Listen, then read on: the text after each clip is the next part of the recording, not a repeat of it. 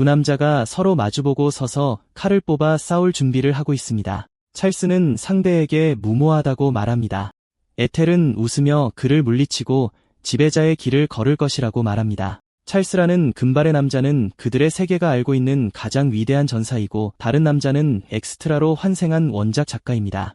두 사람은 정면으로 싸우고 칼을 부딪히며 누가 더 우월한지 보여줍니다. 에텔은 강력한 마법 공격을 가해 그 여파로 모든 것을 파괴하여 찰스를 완전히 놀라게 합니다. 전사는 이미 그 움직임을 암기하고 효과적으로 반격하여 엄청난 양의 마법과 에너지를 방출합니다. 아델은 압도적인 공격에 날아가지만 쉽게 몸을 가누고 다시 반격하려 합니다. 하지만 찰스가 더 민첩하여 그의 옆으로 뛰어들어 베어버립니다. 전사는 투지를 불태우며 싸움을 끝내려고 다시 한번 아돌에게 돌진합니다.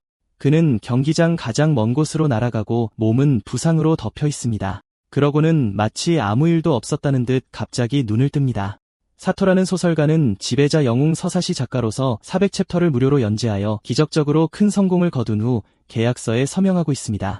그는 자신의 책이 게임으로 만들어진다는 의미이므로 계약서에 서명하게 되어 기쁩니다. 마침내 이름 없는 작가로 지낸 후 그의 모든 노력과 수고가 보상받을 것입니다. 감사하는 마음으로 그는 계약서에 서명하고 자신의 서명을 종이에 적으며 이제 그의 빛나는 미래가 그를 기다리고 있기를 바랍니다. 하지만 어처구니 없는 반전으로 그는 누군가 그를 밀어낸 후 건물의 옥상 가장자리에 매달려 있는 자신을 발견합니다. 그는 죽고 싶지 않아서 필사적으로 매달리며 도움을 요청합니다. 그가 올려다보니 아까 계약서에 서명하게 만든 에이전트가 보입니다. 그는 그 남자에게 자신을 구해달라고 애원하고 충격적이게도 그 사람은 그의 생각을 읽을 수 있습니다. 사토는 그 남자가 자신의 머릿속에서 소통할 수 있다는 사실에 충격을 받고, 더 나아가 그 남자가 머리 주변에 많은 눈이 달린 인간이 아닌 존재로 변신하는 것을 목격합니다. 그러자 에이전트는 발을 들어 사토의 손을 밟아 그가 더 이상 붙잡기 힘들게 만듭니다. 그가 떨어지려고 할 때 그는 자신의 삶을 회상하며 더 나은 삶을 시작하려 하고 자신의 노력이 막 결실을 맺기 시작했다는 것을 한탄합니다. 그는 마기를 시작했고 어머니에게 효도를 보여주지 못했습니다. 그보다 그의 소설은 아직 미완성입니다. 투지에 불타 그는 더 오래 살기 위해 필사적으로 붙잡으려 합니다. 갑자기 그의 몸은 엄청난 힘과 에너지로 충전됩니다. 이것은 그가 옥상 가장자리에서 자신을 들어올려 자신을 폭행한 생물을 공격하는 데 도움이 됩니다. 그의 부인할 수 없는 힘 때문에 건물 전체가 불길에 휩싸여 순식간에 무너집니다. 사토는 자신이 한 일에 놀랍니다. 공중에 떠있는 적은 그가 광전사와 야만성의 권위를 가지고 있다는 사실에 감명받습니다. 그 생물은 그의 목을 잡고 그가 자신이 만든 세계에서 새로운 삶을 경험하게 해줄 멋진 힘을 가지고 있다고 말하며 다시 만날 것을 약속합니다. 그러고는 그를 놓아주어 자유낙하하게 만듭니다. 그러다가 장면이 바뀌어 한 덩치 큰 남자가 시스템에 의해 지배자 영웅 서사시에 오신 것을 환영받습니다. 그러고는 거대한 곰을 만나 야생 동물로부터 겁쟁이처럼 도망칩니다. 그는 포식자에게 죽을 생각이 없어서 숲속으로 더 멀리 도망칩니다. 놀랍게도 그는 갑자기 거대한 동물에게 사용하는 무기를 장착하게 됩니다. 놀랍게도 그는 그것을 쉽게 물리치고 지금은 다른 몸을 가지고 있다는 사실에 충격을 받습니다. 그가 쓴 소설 속 세계에서 신비한 남자에게 밀려 건물 옥상에서 떨어진 후 그의 몸은 전사 수준으로 진화합니다. 그는 완벽하게 훈련된 한 쌍의 이두박근, 두꺼운 가슴, 그리고 단단한 복근을 가지고 있습니다. 그가 조각 같은 가슴을 가진 근육질 남자라는 것은 부인할 수 없습니다. 게다가 그의 감각은 더 예민해졌고 이제 이전보다 주변 환경을 더 쉽게 감지할 수 있습니다. 그러고는 이전과 같은 짐승의 냄새를 맡고 그들 중 한 마리 이상과 맞서게 될 것이라는 것을 깨닫습니다. 그는 숲속 더 깊은 곳에서 날카로운 비명이 들리자 숲에서 나가기로 결심합니다. 짐승 같은 곰들에게 희생된 시체들이 땅에 널려 있습니다. 에리카라는 소녀는 총 4마리의 곰에게 전멸당한 자신의 동료들을 슬퍼합니다. 그녀는 나무 뒤에 숨어 짐승이 그녀를 찾지 않기를 기도하며 두려움에 떨고 있습니다. 하지만 거대한 곰 중 한 마리가 그녀의 인간 냄새를 맡고 그녀를 공격합니다. 그녀는 용감하게 싸우려 하지만 죽고 싶지 않지만 짐승에게 이길 가망이 없다는 것을 확신합니다. 아돌은 곰을 때리고 한 번의 공격으로 곰을 쓰러뜨린 자신의 능력에 놀랍니다. 그조차도 자신의 힘이 엄청나다고 생각하지만 에리카 앞에서 멋있는 척하려고 합니다. 그녀는 그를 아텔이라고 알아보고 그 남자가 이미 죽었어야 했기 때문에 그를 보고 경악합니다. 그러고는 그의 뒤에 있는 짐승 무리를 보고 그에게 경고하려고 합니다. 아텔은 3마리의 짐승과 마주하고 자신감 있게 포식자들과 싸우면서 소녀에게 자신의 뒤에 있으라고 말합니다. 압도적인 힘으로 그는 민첩성과 힘으로 그들을 하나씩 제압합니다. 그는 그들에게 회복할 기회도 주지 않고 연속적인 타격으로 그들을 하나씩 쓰러뜨립니다. 그 소녀는 그가 얼마나 쉽게 짐승들을 물리쳤는지 경탄하며 그저 그를 바라볼 뿐입니다. 그가 승리에 도취되어 있을 때 에리카가 그에게 다가와 아텔이라는 이름으로 그를 부릅니다. 혼란스러워 그는 그녀가 그에게 달려들어 꽉 껴안을 때까지 어떻게 반응해야 할지 모릅니다. 그녀는 그가 언젠가 살아 돌아올 것이고 그녀의 소원이 드디어 이루어졌다는 것을 너무나 잘 알고 흐느껴옵니다. 아텔은 아름다운 소녀가 계속 그를 껴안자 얼굴을 부립니다. 기뻐하며 그녀는 그들이 그의 안전한 귀환을 온 마을과 함께 축하할 수 있도록 지금 당장 집으로 가야 한다고 말합니다. 한편 그는 에텔이 누구인지 기억하려고 했습니다. 갑자기 팝업 시스템이 에텔의 정보를 표시하여 그의 머릿속에 에텔의 기억, 그의 먼 과거의 기억, 그리고 거대한 고미숲에서 그를 쫓아와 그의 삶을 효과적으로 끝낼 때까지 그의 아버지와 함께 훈련하던 어린 시절의 기억으로 자동으로 채웁니다. 그것이 죽기 전의 마지막 기억이었습니다. 하지만 장면이 다시 바뀌고 그는 한 남자의 음모 때문에 자신이 살해당하고 야만인 엑스트라로 환생했다는 사실을 발견합니다. 그는 주인공으로 환생했다면 더 쉬웠을 것이라고 생각합니다. 그가 멍해 있는 것을 알아차린 에리카는 그에게 괜찮냐고 물으며 그를 확인합니다. 그는 그녀에게 괜찮다고 안심시키지만 그녀가 이전 싸움으로 인해 부상으로 가득 차 있다는 것을 알아차립니다. 걱정스러워 그는 그녀에게 자신의 등에 어필하고 말하여 그녀를 안전하게 마을로 데려갈 수 있도록 합니다. 그는 어떻게 게임에서 빠져나올지 고민합니다. 하지만 먼저 그는 자신의 세계로 돌아가는데 도움이 될 만한 것들을 발견하기 위해 마을로 향하기로 결심합니다. 에텔은 에리카를 엄청난 속도로 마을로 데려가 그녀가 거의 기절할 지경으로 만듭니다. 그는 가는 길에 과일을 줍고 등에 있는 소녀가 괜찮은지 아닌지는 신경 쓰지 않습니다. 그는 과일을 깨물고 그것이 맛있다는 사실에 놀랍니다. 기뻐하며 그는 소녀에게도 조금 주지만 그녀는 그에게 짜증이 나서 그 제안을 거절합니다. 나중에 그들은 마침내 검은 늑대 부족 정착지에 도착합니다. 아텔이 살아 돌아왔다는 소식을 듣자 온 마을 사람들이 달려와 그를 맞이하고 환영하며 곰에게 죽지 않았다는 사실에 놀라워하고 감사해합니다. 그러자 아텔은 마을 전체와 사람들을 보고 깜짝 놀랍니다. 그는 자신의 소설에 나오는 검은 늑대 부족의 세계를 기억합니다. 그에게는 그것을 직접 보는 것이 작가로서 받을 수 있는 가장 큰 보상입니다. 그때 묵직하고 위압적인 발소리가 들리고 거대한 남자가 그의 이름을 외치는 것이 보였다. 마을 사람들이 그 남자에게 고개 숙여 인사했고 아델은 그가 자신의 아버지임을 깨달았다. 그는 이 남자가 5,000명의 군대를 혼자서 흩뿌렸다고 전해지는 전설적인 전사라는 것을 기억한다. 문주라고 불리는 그는 검은 늑대 부족의 족장이며 무시무시한 아우라를 풍긴다. 그는 아돌에게 모두에게 할 말이 있는지 묻고 아돌은 아버지를 바라보는 것만으로도 몸을 떤다. 놀랍게도 문주는 그에게 달려와 그를 꽉 껴안으며 그의 생기를 쥐어짰다. 거대한 노인은 통제할 수 없이 울며 말을 제대로 잇지 못하고 아이텔은 너무 꽉 껴안겨 거의 얼굴이 파랗게 질린다. 문주는 점쟁이가 말한 대로 그의 외아들이 다시 살아 돌아왔다는 생각에 기뻐한다. 그는 눈물을 닦고 그의 아들의 무사귀환을 축하하기 위해 온 마을을 위한 잔치가 있을 것이라고 발표한다. 그날 밤 마을 사람들은 아돌의 귀환을 기념하기 위해 성대한 잔치를 벌인다. 그는 마을 사람들과 친목을 다지고 그들이 얼마나 활기찬지 관찰한다. 한 무리의 사람들이 위대한 무왕의 전설에 맞춰 춤을 춘다. 그들은 북을 치고 매 타격마다 위대한 무왕이 어떻게 적에게 살해당했지만 죽음에서 돌아왔는지를 기념한다. 에리카는 우아하게 춤을 추며 각 발걸음마다 우아함과 힘을 발산하며 마을을 지키는 무왕의 전설을 묘사한다. 아돌을 포함한 모든 사람들은 그녀의 춤이 얼마나 매력적이고 자연스러운지에 매료된다. 춤을 보면서 그는 어떻게 이 세계에서 나갈지 생각하지 않을 수 없고 그의 문제에 대한 답은 요정 왕국 하나뿐이라는 것을 기억한다. 그곳은 가장 강력한 마법사들의 나라며 그곳에 출구를 만들었을 것이기 때문에 최고 영웅 전쟁 연대기의 배경이다. 그가 음식을 씹고 있을 때 검은 늑대 부족의 금대 전사이자 문주의 남동생인 블레다가 나타나 그가 곰 4마리를 물리친 것을 축하한다.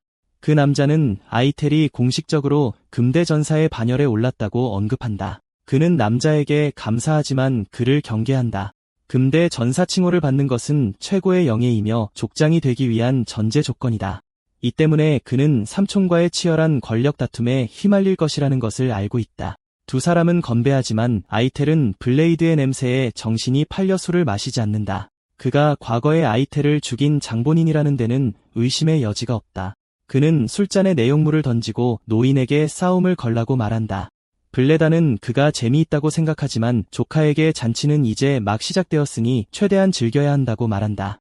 에텔은 그가 떠나는 것을 막으려 하지만 그는 단순히 작별 인사를 한다. 그는 블레다가 마을로 돌아가는 것을 보며 블레다는 자신이 이길 수 있다고 확신하는 싸움만 한다는 것을 깨닫는다. 그 남자는 그의 진정한 힘을 제대로 측정하지 못했을 것이고 에텔은 그가 다시 그를 표적으로 삼을 것이라고 확신한다. 한편 마을에서 문주는 그의 사람들과 행복하게 교류하며 토끼를 잡은 아이를 칭찬하며 그가 자라면 위대한 전사가 될 것이라고 말한다. 아이텔은 그의 아버지를 관찰하고 그가 그의 남동생인 블레다와 완전히 반대라는 것을 알 수 있다. 이전 세계에서 그는 아버지가 없었기 때문에 그 남자 주위에서 어떻게 행동해야 할지 모른다. 만약 그에게 아버지가 있었다면 문주처럼 그와 대화하고 사랑으로 그를 키웠을까? 그때 그 남자는 열정적으로 그에게 손을 흔들며 그의 아들에게 줄 것이 있다고 말한다. 그는 한 번의 사냥에서 곰 3마리 이상을 물리친 사람에게만 수여되는 금대 전사의 표식을 자랑스럽게 보여준다. 문주는 그가 너무 감동하고 압도되어 말을 잃었을 것이라고 장담한다. 그러고 나서 그는 아들에게 그것을 차라고 말하지만 아이텔은 전에 그런 벨트를 착용해 본 적이 없기 때문에 어색해한다. 문주는 혼란스러워하고 아이텔은 손을 다쳐서 벨트를 제대로 멜 수 없다고 이유를 댄다. 문주는 기꺼이 그를 돕겠다고 제안한다. 그가 벨트를 묶으면서 족장은 그가 처음 아이텔을 만났을 때와 그의 첫 번째 벨트를 묶어주었을 때를 회상한다. 제대로 고정시킨 후 문주는 잠시 그의 작품을 감상하고 그의 아들이 너무 많이 자랐다고 말하며 그에게 따뜻하게 미소 짓는다. 그는 안전하게 돌아와서 고맙다고 말하고 16살이라는 어린 나이에 금대를 받은 것은 전례가 없는 일이니 기쁨을 좀 표현하라고 말한다. 비록 이 순간이 덧없을 것이라는 것을 알지만 아텔은 그것을 음미하고 싶어하며 그곳의 삶이 그렇게 나쁘지 않기 때문에 행복하다고 인정한다. 문주와 검은 늑대 부족의 전사들은 다시 환호하며 그들의 족장이 좋아하는 대로 밤을 즐긴다. 그들이 축하를 계속하는 동안 갑자기 문주는 술잔을 떨어뜨리고 모두가 충격에 휩싸인 가운데 큰 송곳니를 가진 짐승으로 변한다. 아텔은 아버지가 독살당했을까 봐 걱정하며 아버지에게 달려간다. 그는 움직이지 않는 몸을 팔에 안고 비명을 지른다. 갑자기 문주는 맹렬한 짐승처럼 으르렁거린다. 에텔의 상태는 문주가 광폭화라는 특별한 병을 앓고 있음을 알려준다. 문주는 그의 아들을 공격하려 하고 에텔은 간신히 그를 붙잡아 막고 있다. 아텔은 블레다의 목표가 문주가 늙은 족장이 그토록 사랑하는 마을을 죽이도록 하는 것이라는 것을 깨닫게 된다. 아텔은 블레다가 그의 아버지가 누구보다 사랑하는 마을 사람들을 죽이게 만드는 것에 격분한다. 그는 아버지에게 정신 차리라고 촉구하지만 결국 노인에게 얼굴을 맞는다. 그는 상상할 수 없는 고통을 느낀다.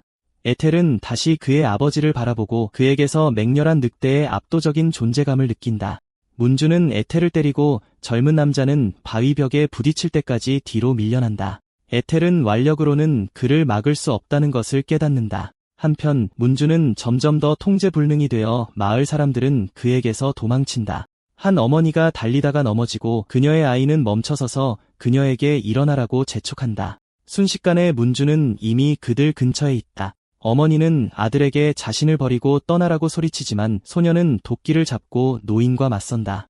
정신이 나갈 정도로 무서워하면서도 소녀는 어머니를 지키겠다고 맹세한다. 문주가 그에게 손을 대려는 순간 아탈이 나타나 소년에게 닿기 전에 그의 공격을 막는다. 아탈은 용감한 소년을 칭찬한다.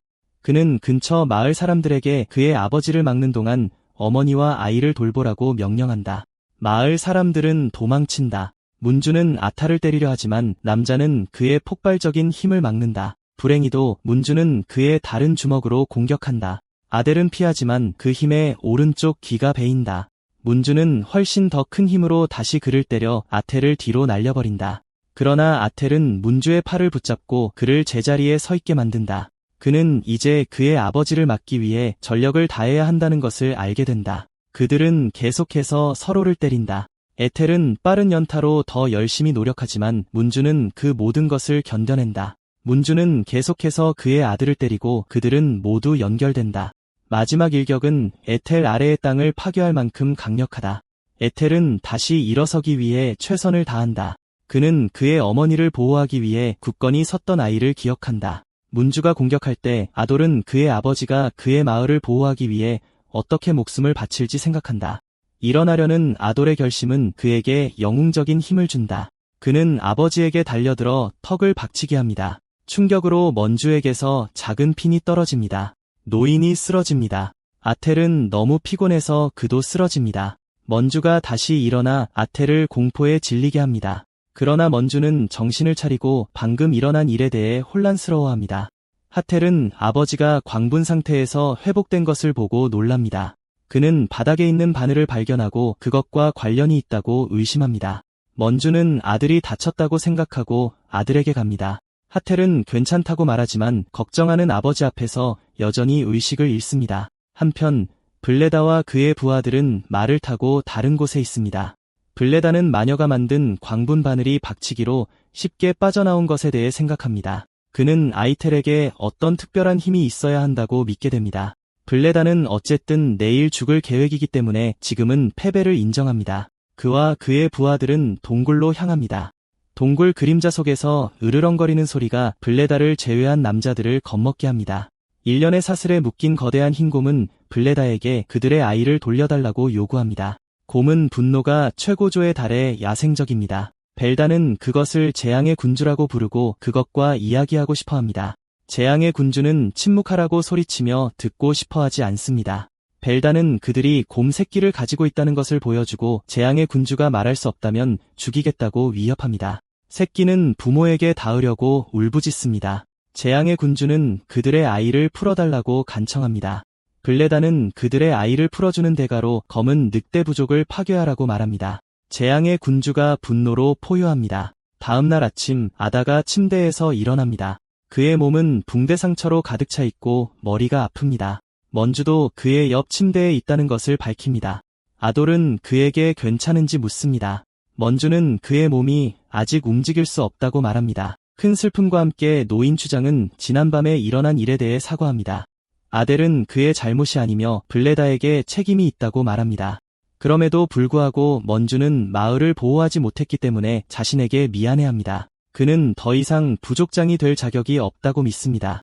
에텔은 동의하지 않지만 먼주는 그가 한 일이 너무 심각해서 용서받을 수 없다고 생각합니다. 갑자기 그들은 사람들이 그들의 텐트에 접근하는 것을 듣습니다. 너무 많은 마을 사람들이 서로를 넘어뜨리며 들어옵니다. 그들은 추장이 잘 있는지 보러 왔다고 말하려고 서로 싸웁니다. 전에 구조된 어머니와 그녀의 아들은 아텔에게 감사하고 먼주에게 아무도 다치지 않았다고 확신합니다. 그녀는 추장에 대한 그녀의 신뢰와 그가 누구보다 마을 사람들을 소중히 여긴다는 것을 알고 있다고 말합니다. 마을을 대표하여 그녀는 그들이 그를 믿는다고 말합니다. 먼주는 그녀의 말에 감동을 받아 무슨 말을 해야 할지 모릅니다. 그녀는 계속해서 추장이 그들이 그를 믿는 방식으로 그들을 믿기를 바란다고 말합니다. 추장은 눈물을 감춥니다. 한편 다른 마을 사람들은 추장을 응원하고 격려하여 모든 사람을 위해 검은 늑대 부족을 보호하도록 격려합니다. 먼주는 그들의 친절한 말에 감사하며 눈물을 흘립니다. 그것은 아돌을 웃게 만듭니다.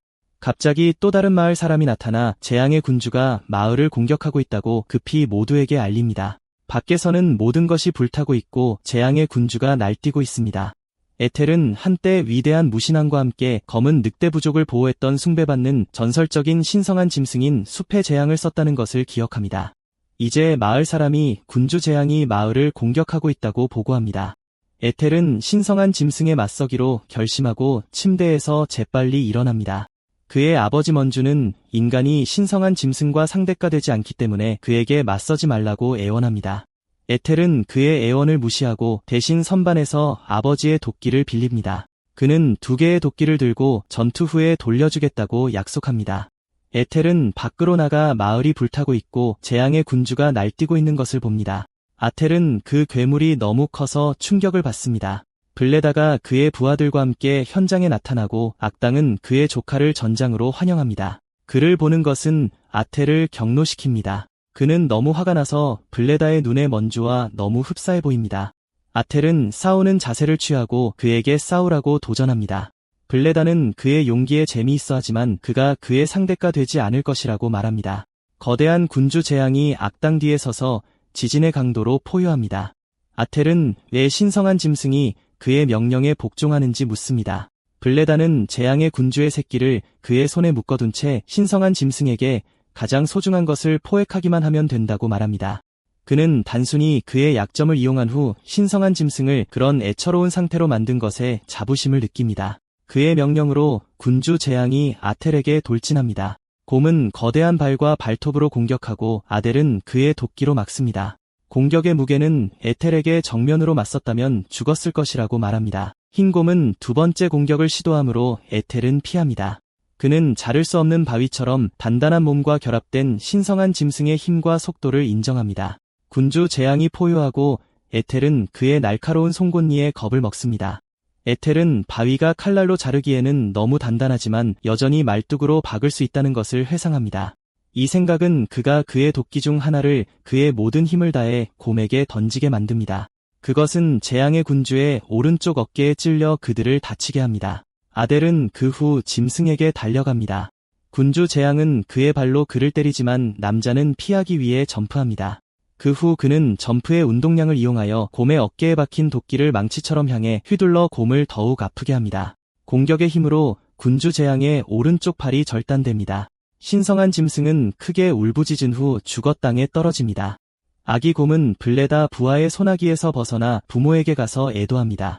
블레다는 신성한 짐승이 쓸모없다는 것을 입증한 것에 분노합니다. 그는 부하들에게 화살을 쏘라고 명령합니다. 그들은 사격하고 화살이 아텔을 향해 쏟아집니다.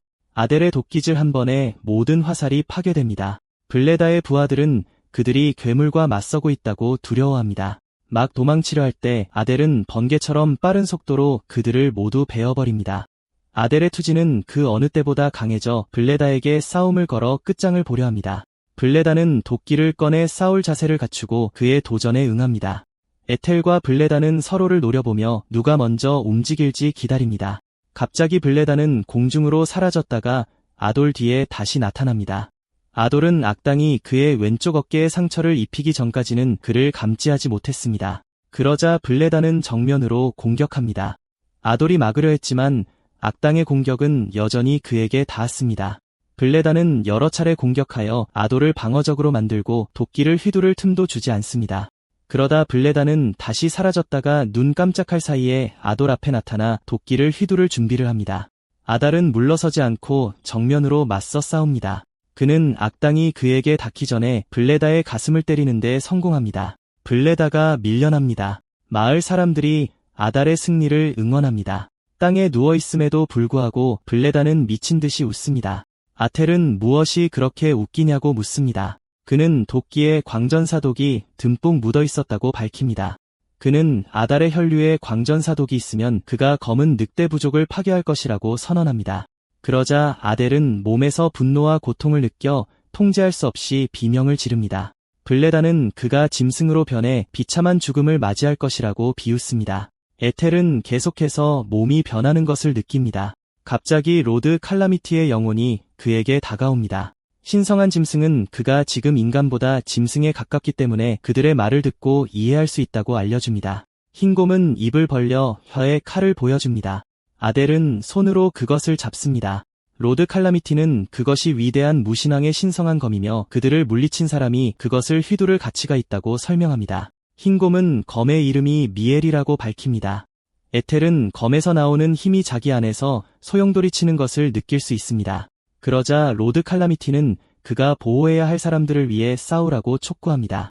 에텔의 육체가 갑자기 비명을 멈추자 마을 사람들과 블레다는 무슨 일이 일어나고 있는지 궁금해합니다. 에텔은 미엘의 신성한 검을 손에 들고 깨어나 로드 칼라미티의 존재가 그에게서 뿜어져 나옵니다. 정신이 맑고 활력이 넘치는 에텔은 블레다에게 일을 정리해야 한다고 말합니다. 그러자 에텔은 번개 같은 속도로 악당에게 달려들어 칼을 휘둘러 악당의 왼쪽 눈을 베어버립니다. 블레다가 반격하려 할 때 그는 에텔이 묘의 신성한 검을 들고 있는 것을 알아차립니다. 에텔은 그것으로 블레다의 가슴을 베어 악당을 쓰러뜨립니다. 블레다는 아딜이 신성한 짐승에게 인정받았다는 것을 보는 것이 고통스럽습니다. 블레다는 불공평한 세상에서 태어나 끊임없이 타고난 재능과 강한 형인 문주와 비교당했던 자신의 삶을 회상합니다. 그는 형이 다른 사람들에게 인기가 많았지만 자신은 미움을 받았다고 회상합니다. 그럼에도 불구하고 블레다는 형을 존경했기 때문에 형을 따라잡기 위해 노력했습니다. 그는 형을 따라잡기 위해 많은 짐승과 싸우고 많은 고난을 겪었던 것을 기억합니다. 전쟁터에서 검은 늑대 부족은 문주와 블레다 형제의 무패를 응원하고 있었습니다.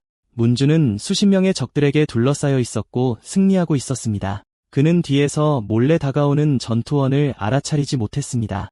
블레다는 이것을 보고 형에게 달려갔습니다. 그는 형을 위해 공격을 대신 맞았습니다. 그 결과 그의 왼쪽 눈에 흉터가 생겼습니다. 전투 후 블레다는 형에게 다음 전투에 자신을 참여시키지 않는 이유를 묻습니다. 문주는 블레다를 마주보지 않고 사과하며 손상된 눈 때문에 더 이상 전투에 참여할 수 없다고 말했습니다. 블레다는 형이 자신을 보호했다는 이유로 자신을 벌했다는 것에 격분했습니다. 현재 블레다는 아텔에게 문주와 검은 늑대 부족이 자신을 버렸기 때문에 자신이 나쁜 사람이 아니라고 소리칩니다. 그는 모든 것을 파괴하겠다고 맹세하고 아텔에게 달려듭니다. 아텔은 그에게 자신의 행동에 책임을 지라고 말합니다. 아텔은 가족과 동료를 보호하겠다고 맹세하며 그에게 달려듭니다. 두 사람은 동시에 움직입니다. 아텔이 공격을 성공시킨 사람입니다. 블레이드가 밀려 넘어지면서 문주가 다시 싸우는 것을 허락하지 않았을 때 그에게 친절을 베풀었다는 것을 항상 알고 있었다고 생각합니다. 그러나 그가 그에게서 듣고 싶었던 것은 그들이 다시 함께 싸우는 것이 전부였습니다. 그는 두 형제가 전장에서 나란히 싸우기로 약속했던 때를 기억합니다. 현재 피가 땅에 묻혀 죽었습니다. 마을 사람들은 아델의 승리를 응원합니다. 얼마 후 아텔은 요정 왕국으로 떠나기로 결심하고 아버지와 마을 사람들에게 작별 인사를 합니다. 마을 사람들은 그가 언젠가 족장이 되기를 바란다고 표현하면서 그의 떠나는 것을 후회합니다. 문주는 그들에게 아들이 족장이 될 자격이 있다고 생각하지 않는다고 말합니다. 그들은 아돌이 잘 해낼 것이라고 말하면서 동의하지 않습니다. 그것은 문주에게 자신이 의미하는 바를 보여주도록 동기를 부여합니다. 족장은 아돌에게 도끼를 휘두르고 남자는 신성한 칼로 그의 공격을 막습니다. 아돌은 그에게 무엇을 하고 있느냐고 묻습니다. 노인은 좋은 방어를 했다고 대답하지만 여전히 부드럽고 허점이 많습니다. 문주는 평화로운 미소를 지으며 아텔을 혼란스럽게 만듭니다. 노인은 아텔이 위대한 운명을 가진 특별한 사람이라고 자세히 설명합니다. 그는 이것의 증거로 그의 신성한 칼을 가리킵니다. 그는 아들에게 절망에 직면했을 때 사람들의 영혼이 시험받는다고 말합니다. 슬픈 얼굴로 그는 블레다를 광채를 잃은 영혼의 예로 인용합니다. 그는 에텔에게 마음, 기술, 몸, 영혼을 단련하여 어떤 일이 있어도 영혼의 광채를 잃지 않도록 조언합니다. 에텔은 이해한다고 말한다. 에리카가 나타나 갑자기 에텔에게 달려든다. 그녀가 너무 가까이 다가가 에텔은 얼굴을 붉힌다. 알고 보니 그녀가 신성한 짐승의 송곳니로 만든 목걸이를 달아준 것이다.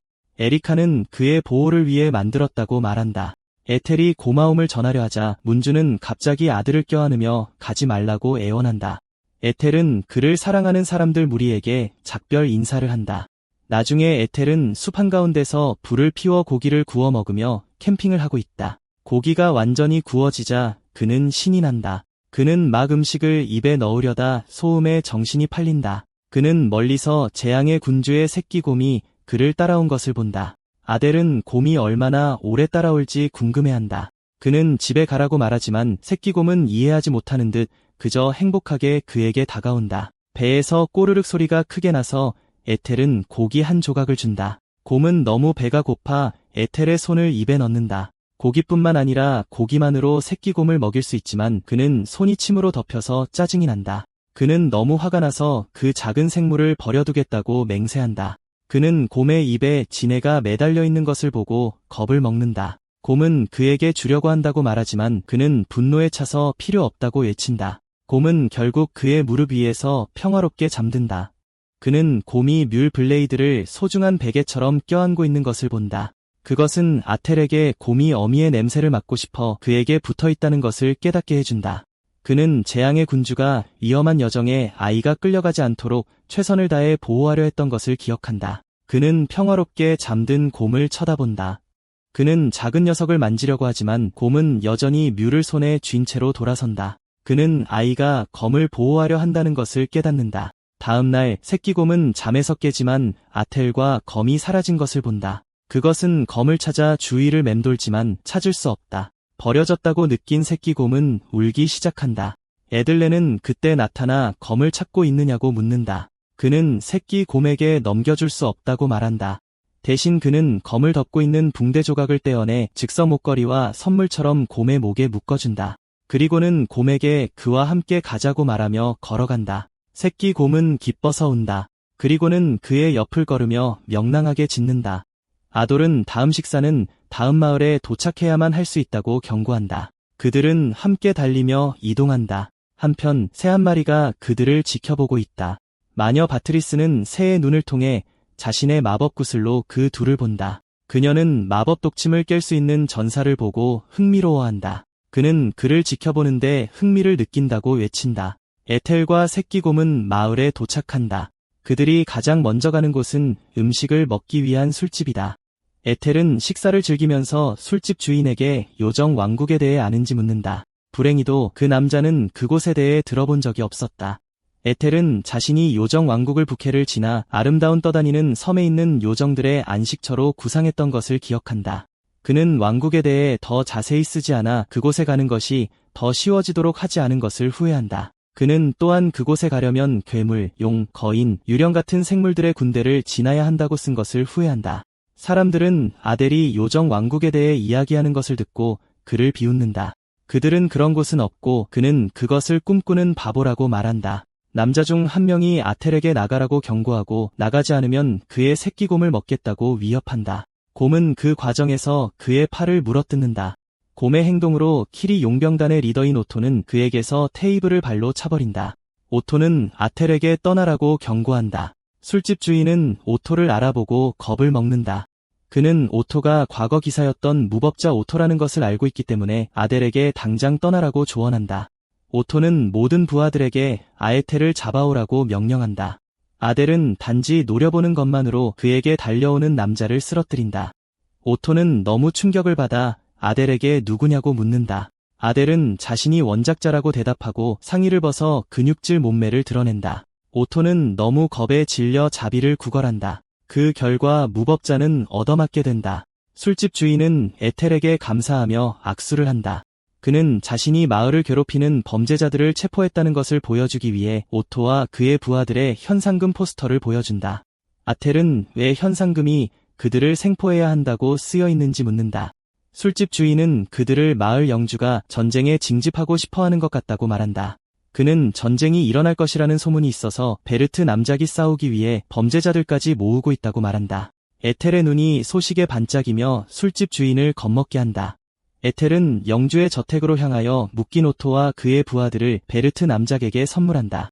아텔은 베르트에게 전쟁에 쓸 말을 받으러 왔을 뿐만 아니라 포상금도 받으러 왔다고 말한다. 아텔은 베르트가 전쟁을 준비하고 있는지 묻고 방어적인 베르트는 어디서 들었냐고 묻는다. 아텔은 군인이 부족하여 동쪽의 아키테족과의 전쟁을 위해 군인들을 모으고 있다는 소문을 들었다고 말한다. 베르트는 부인할 수 없어 침묵한다. 아텔은 또한 범죄자들을 전쟁에서 유용하게 쓸 수 있도록 생포하려 한다는 것을 추론했다고 말한다. 그는 베르트의 전략적 사고에 감탄하며 그처럼 야만인조차도 그의 적들에게 공포의 상징으로 명성이 자자하다는 것을 알고 있다고 말한다. 그의 말에 남작은 얼굴을 붉히고 야만인들에게조차 자신이 얼마나 유명한지 자랑스러워한다. 에텔은 그의 앞에 무릎을 꿇고 그를 섬기고 상을 받을 수 있는 영광을 달라고 청한다. 베르트는 생각하다가 금화 10개와 원하는 전쟁 말 한 마리를 주기로 결정한다. 하지만 그는 한 가지 조건이 있다고 말하고 아텔은 긴장한다. 남작은 아텔이 자신이 체포한 키리 용병단과 함께 가스코니군의 일원으로 전쟁에 참여할 것을 요구한다.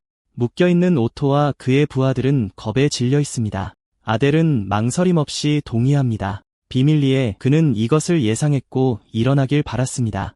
전쟁터의 다른 곳에서는 소설의 금발 주인공인 찰스가 군대에 공포를 심어주기 위해 도착합니다.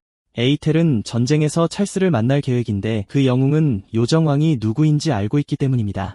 도시 깊숙한 곳에는 지역 감옥이 있었습니다. 그곳에서 오토는 에이텔에게 필사적으로 애원하며 그를 두목이라고 부르기까지 했습니다. 키리의 다른 용병들도 감옥에 갇혀 있었고 그들의 우두머리가 너무 어려서 그들의 두목이 될 수 없다고 말하며 우리에서 풀어달라고 애원하자 암울해졌습니다. 젊은이는 그에게 너무 시끄럽게 굴지 말라고 말합니다. 그의 젊음에 대한 주장에 오토는 놀라서 굳어지고 어리석게도 30년을 깎았다고 제안합니다. 어쨌든 전쟁에 참여하거나 군대를 탈영하는 것은 죽음으로 가는 확실한 길이었습니다. 그들의 그룹은 자발적으로 항복조차 하지 않았기 때문에 싸움에 참여하여 조용히 구원받으라는 말을 듣습니다. 여전히 망설이는 지도자는 잠시 생각하다가 갑자기 1대1 결투를 제안합니다. 게임 제작자는 멍해지지만 자신이 만든 시스템을 어렴풋이 기억합니다. 그는 아마도 모든 것을 걸고 기사들 간의 1대1 전투인 마상 창시합을 언급하는 것 같습니다. 규칙은 국가와 지역에 따라 다르지만 그들이 따르는 공통 규정이 하나 있습니다. 지위나 출생에 관계없이 더 강한 자가 조건 없이 승자로 칭송됩니다. 그들은 합의된 대로 모든 것을 가져갈 것이고 패배한 사람은 가진 모든 것을 잃을 것입니다. 오토는 한때 기사였으며 힘겨루기 대회보다 말을 타고 싸우는데 더 자신감이 있습니다. 아델은 우리 반대편에서 그의 필사적인 제안을 고려합니다. 게임에서 산적 두목은 이름조차 언급되지 않은 채 군대에 의해 살해당합니다. 그가 지금 죽으면 문제가 될 것이고 작가의 게임 세계 도착은 이미 이야기에 영향을 미치기 시작했습니다. 당분간 그는 용병들을 전쟁에 끌어들이기 위해 오토를 살려둘 필요가 있습니다. 그가 마상창 시합에서 이기면 키리 그룹은 전쟁에 참여할 것입니다. 그렇지 않으면 그들은 아딜과 베르트의 거래의 일부로 풀려날 것입니다. 다시 말해서 젊은 광전사는 도전을 받아들입니다. 비명소리가 홀을 가득 채우고 작은 곰을 놀라게 했습니다. 그들은 믿음직한 대장을 응원하며 그의 손바닥에 목숨을 맡겼습니다. 오토는 걱정스럽게 부족 남자를 올려다보며 그의 확고하고 무시무시할 정도로 자신감 있는 눈과 마주쳤습니다. 열흘 후 드디어 결투가 시작될 시간이었습니다. 경기장은 시끄러운 군중으로 가득 찼고 두 참가자가 무대에 들어섰습니다. 주최자는 모든 영주, 숙녀 및 손님을 쇼에 환영하며 청중을 통제했습니다. 그들은 계속 흥분하며 환호했지만 베르트는 팔짱을 낀 채 침묵하며 유심히 지켜봤습니다. 듀얼리스트가 모든 것을 걸고 싸우려고 하자 사람들이 박수를 쳤습니다. 규칙은 이미 명확했습니다. 그들은 먼저 창을 준비한 다음 맹렬하게 서로를 향해 돌격해야 합니다. 갑옷으로 덮여있지만 상대방을 향해 돌진하는 동안 어느 쪽의 시선도 흔들려서는 안 됩니다. 만들어진 유일한 접촉은 준비된 창으로 이루어져야 하며 다른 사람을 말해서 떨어뜨리는 사람이 승자로 선언됩니다. 자랑스러운 기마 기사에게 사회적 지위와 혈통은 아무 의미가 없습니다. 모두가 존경하고 존중하는 결투로서 마상창 시합은 강한 자만이 승자가 되는 전투입니다. 경기장은 소개로 가득 찼고 드디어 시작할 시간이었습니다. 시작하려면 참가자들을 불러 무대에 입장시킵니다. 오토는 자신의 그룹의 자유를 얻기 위해 목이 잘릴 위험을 감수하는 늙은 기사입니다. 시민들은 야유하고 조롱하며 경기장에서 그의 때 아닌 죽음을 바라기까지 했습니다. 바로 그때 매혹적인 목소리가 그들의 말이 얼마나 끔찍한지 언급합니다. 관중석의 시끄러운 남자는 완전히 홀린 듯이 말을 멈춥니다. 그들 사이에 앉아있던 베이트리는 단순한 제스처로 그들을 은근히 조용히 시킵니다. 즉, 그녀는 젊은 광전사를 보러 온 것일 뿐 다른 누구도 아닙니다. 남자들은 그녀의 매혹적인 아름다움에 정신을 못 차리는 동안 에텔은 드디어 전령에 의해 불려옵니다. 그는 키리 용병 그룹 전체를 혼자서 제압한 수수께끼의 남자라고 묘사됩니다. 솔직히 말해서 창은 그가 휘두르는데 익숙한 무기가 아니었습니다. 그룹의 다른 멤버들은 대장을 불러 그가 그들의 운명을 쥐고 있음을 상기시켰습니다. 그들이 필사적으로 응원하고 애원하는 소리를 들은 오토는 당황스러움을 금할 수 없습니다. 계속해서 두 결투가는 용감하게 서로를 마주했습니다. 헤이텔은 산적에게 밤 외출이 그에게 어울리지 않는다고 말했습니다. 그는 지금 자신감이 있지만 그의 상대는 그의 얼굴에서 거만한 미소를 지우려고 결심했습니다. 그들이 모두 기다려온 순간이 드디어 왔습니다. 키리의 유명한 악마의 거미자 지도자인 오토에 맞서는 검은 늑대 부족의 야만인 에텔이었습니다. 이로써 마상창 시합이 시작됩니다. 경기가 시작될 신호와 함께 두 결투가는 말에 채찍질을 가하며 큰 함성을 지르며 앞으로 나아갔습니다. 이에 익숙한 오토는 자신이 이길 수 있다고 확신하고 창끝을 적을 향해 내렸습니다. 그의 도달거리를 비교해보면 그의 자신감은 그 어느 때보다 높아집니다. 끝이 아텔의 얼굴 바로 옆에 있었고 닿아서 그를 떨어뜨리기 직전이었습니다. 그러나 전사는 갑자기 맨손으로 완벽한 타이밍에 그것을 멀리 리디렉션했습니다. 산적 두목과 그의 동료들은 모두 충격에 입을 벌리고 그가 아무렇지도 않게 창을 잡았다는 사실을 믿을 수 없었습니다. 더욱 위협적으로 아델은 무기를 움켜쥐고 순수한 힘으로 부수고 오토의 얼굴에 공포스러운 표정을 심었습니다. 그는 창술 기술을 배우고 괴물 같은 눈빛으로 무기를 앞으로 내밀었습니다. 용병은 충격을 기다리는 것 외에는 아무것도 할 수 없었고 곧 그의 어깨에 날카로운 고통처럼 다가왔습니다. 그것은 그의 목숨을 앗아가지 않고 외상으로 기절시키고 팔을 절뚝거리게 만듭니다. 베이트리는 그 놀라운 광경에 낄낄 웃으며 그 소년이 정말 미친 전사임을 확인하며 즐거워합니다. 바로 그렇게 1라운드 승자가 결정되고 아델은 창에 대한 새로운 친화력을 얻게 됩니다. 오토는 다음 라운드를 위해 의식을 되찾지만 그의 어깨는 특히 창에 껴뚫린 후에는 마상 창 시합을 할 상태와는 거리가 멀었습니다. 불행히도 그는 전령의 신호를 따르고 다시 돌격하는 것 외에는 선택의 여지가 없습니다. 이제 전투는 누군가를 말해서 떨어뜨려야 끝낼 수 있었습니다. 애들은 바로 그렇게 하려고 결심했지만 광기의 참 표정이 그의 얼굴을 덮었고 그의 몸은 색다른 마상 창 시합 자세를 취했습니다. 오토는 팔을 내리고 얼어붙으며 다가오는 팁의 속도를 무력하게 지켜봅니다. 그의 부하들은 무슨 일이 일어날지 깨닫고 소리치며 회전하는 창에 맞서 무엇이든 해달라고 애원했습니다. 그러나 그가 할 수 있는 일은 아무것도 없었습니다. 바트리는 손가락을 튕겨 마법의 파동이 경기장 중앙에서 솟아오르게 합니다. 이로써 그곳의 모든 사람들과 함께 시간이 멈췄습니다. 강렬한 상황은 갑자기 멈춰섰고 모두가 그녀의 주문에 사로잡혔습니다. 그녀에게 조용히 시선을 돌린 전령관만 빼고는 말이죠. 잠시 후 시간이 재개되고 아돌의 말이 뜬금없이 날뛰었습니다. 그는 희미한 마법의 흔적을 느끼고 그 근원을 찾으려 주위를 둘러봤습니다. 그의 시선은 그의 모든 움직임을 주에 깊게 지켜보는 마녀에게로 향했습니다. 반면에 청중들은 그의 말이 얼마나 이상하게 행동하는지 의아해했습니다. 이것은 오토에게 단 한 번의 기회였고 그는 절대 놓치지 않을 것입니다. 그의 움직임은 아도를 방심하게 만들지만 전사의 반사신경은 따라잡고 피하기에 충분히 빠릅니다. 빗나갔음에도 불구하고 산적은 한 번 더 시도할 수 있다고 생각했습니다. 그가 그렇게 하기 전에 젊은이는 아이디어가 떠올랐다고 말하며 악마 같은 얼굴로 갑자기 말에서 뛰어내려 그의 상대에게 달려들었습니다. 이런 일은 전에 없었기 때문에 아무도 어떻게 반응해야 할지 몰랐고 그것은 기사가 경쟁자의 말을 타는 전례 없는 상황이었습니다. 여전히 험악한 표정을 지은 아델은 움직이는 동물 위임에도 불구하고 전혀 개의치 않고 오토의 목을 뒤에서 졸랐습니다. 어떤 사람들은 이것이 결투 규칙상 허용되는 것인지 의문을 제기했지만 버튼은 관중석에서 조용히 고개를 끄덕였습니다. 이로써 2라운드는 의심의 여지 없이 확보될 것입니다. 익숙한 마법의 폭발이 경기장을 두 번째로 통과했습니다. 말은 다시 날뛰고 비명을 질렀고 에텔은 무언가 일어났다고 확신했습니다. 좌절감이 그의 마음을 채우기 시작했습니다. 그는 몸을 낮춰 우아하게 땅에 착지하고 오토는 크고 둔탁한 소리와 함께 떨어지도록 내버려둡니다. 상황은 계속 악화되었고 산적들은 날뛰는 말이 무력화된 그들의 대장을 향해 질주하는 것을 지켜봐야 했습니다. 놀랍게도 아돌은 그들 사이에 서서 종마에게 멈추라고 명령했습니다. 그의 목소리와 에너지는 명령적이었고 불복종할 여지가 없었습니다.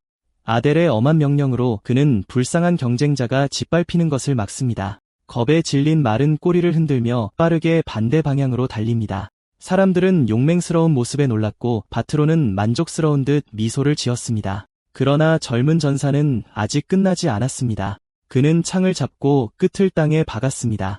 일어나려고 안간힘을 쓰는 용병을 내려다보며 그는 미소를 지으며 손을 내밀어 3라운드로 향하는 것을 확인시켜줍니다. 경기장에서 그런 스포츠맨십을 기대하지는 않았지만 오토는 그의 손을 잡고 용감하게 도전을 받아들였습니다. 기사들 사이에 자랑스러운 결투였고 이제 모든 것을 결정할 시간이었습니다. 바트레의 속임수가 눈치채졌지만 젊은이의 날카로운 눈은 그녀를 더욱 즐겁게 했을 뿐입니다. 관객들에게 인내심에 감사를 표하지만 최근 말들로 인한 문제로 인해 기사들은 대신 도보로 결투를 계속할 것입니다. 어떤 무기든 허용되었고 그들을 막을 규칙은 없을 것입니다. 시작 신호가 오고 처음부터 치열한 싸움입니다. 오토가 먼저 움직이지만 완벽하게 회피당합니다. 반면에 아돌은 이미 전쟁의 악마처럼 도끼를 높이 들었습니다. 그의 공격은 무겁고 모든 스윙은 거대하지만 산적은 최소한 첫 번째 배기를 피하면 기회가 있다고 믿습니다. 육중한 공격이 위에서 가해지고 나무 블록처럼 겨우 표적의 머리를 베는데 실패합니다. 칼날이 땅에 박히자 오토는 자신이 기다리던 기회를 찾아 승리를 거머쥐기 위해 돌격합니다. 불행히도 이것은 늑대 부족의 광전사를 상대할 때 순진한 행동이었습니다. 무기를 돌려 이텔은 반격을 예상하지 못했던 적을 치기 위해 위로 휘두릅니다. 누군가가 그렇게 쉽게 거대한 무기를 휘두를 수 있다는 것은 상상할 수 없는 일이었습니다. 이것은 그와 함께 경기장에 있는 사람이 얼마나 비인간적인지에 대한 어렵고 고통스러운 교훈이 됩니다. 전사는 그의 삶을 끝낼 준비가 된 것처럼 보였기 때문에 체포된 용병들은 거의 뛰어들며 그들의 대장을 위해 울부짖었습니다. 오토의 우렁찬 목소리는 그들에게 멈추라고 말합니다. 그는 놀랍게도 가슴에 큰 상처가 있음에도 불구하고 두 발로 서 있습니다. 죽음이 반복적으로 문을 두드렸지만 그는 여전히 그들의 자유를 얻기로 결심했습니다. 그들은 그의 생명을 구할 수 있다면 전쟁에 뛰어들 준비가 되었다고 말하며 그에게 멈추라고 애원하고 간청합니다. 그들은 그가 그런 곳에서 죽도록 내버려둘 수 없습니다. 그는 그들의 말을 듣고 이를 악물었습니다. 손이 묶여있고 사슬로 묶여있음에도 불구하고 그들은 여전히 그렇게 큰 소리로 말할 배짱이 있었습니다. 그는 똑같이 하고 싶지만 그의 손가락은 칼날을 잡을 힘조차 없습니다. 에이텔은 자신의 도끼를 내리고 은밀하게 전령관을 향해 몸을 돌립니다. 신호를 받은 그는 오토가 경기를 계속할 수 없다고 판단합니다. 흰 깃발이 올라가자 그는 부족 전사를 치열한 결투의 최종 승자로 선언합니다. 그의 상대는 여전히 서 있었지만 시간이 지날수록 휘청거리고 비틀거렸습니다.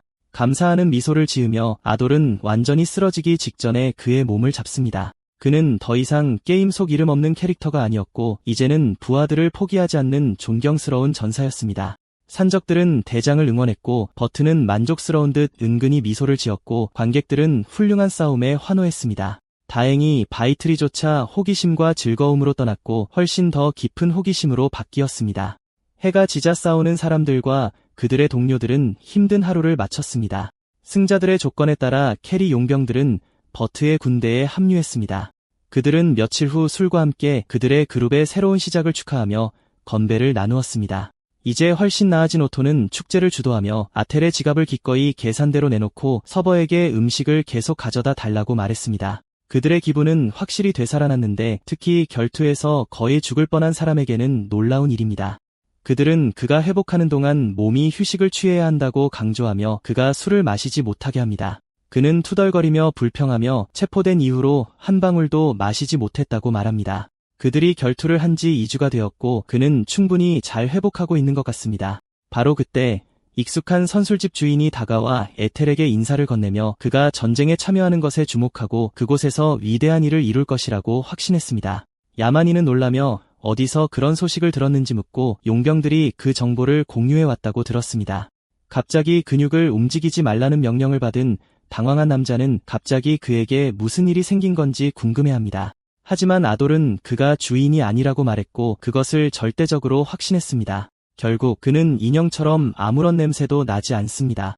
요리를 하고 음료를 제공하는 사람이 전혀 냄새가 나지 않는 것은 이상합니다. 누구냐는 질문에 남자의 표정이 바뀝니다. 그들을 둘러싼 공기가 순식간에 변했고 전투가 임박한 것은 확실했습니다.